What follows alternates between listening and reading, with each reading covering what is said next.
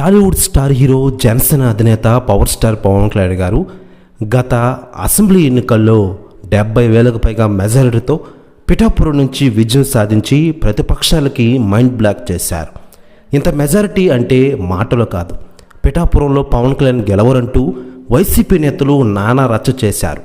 అలాంటి వారికి అద్భుతమైన సమాధానం ఇచ్చారు పవన్ కళ్యాణ్ గారు. మరి డిప్యూటీ సీఎం అయిన పవన్ కళ్యాణ్ గారితో అంత ఈజీ కాదు.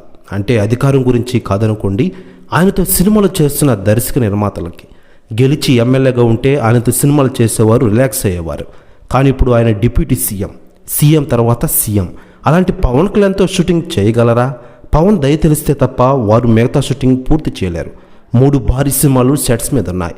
ఉస్తాద్ భగత్ సింగ్, ఓజీ, హరిహర వీరమల్లు చిత్రాల షూటింగ్ సెట్స్ మీద ఉన్నాయి. మరి పవన్ కళ్యాణ్ కాస్త సమయం కేటాయించి ఇవి పూర్తి చేసే దర్శక నిర్మాతలు సేఫ్ అవుతున్న విషయం మనకందరికీ తెలిసిందే.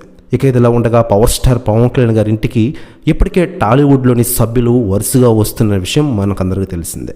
ఇక తాజాగా అందుతున్న సమాచారం ప్రకారం పవన్ కళ్యాణ్ గారి ఇంటికి అక్కినేని నాగార్జున, మెగాస్టార్ చిరంజీవి గారు ఇద్దరు వస్తున్నారట.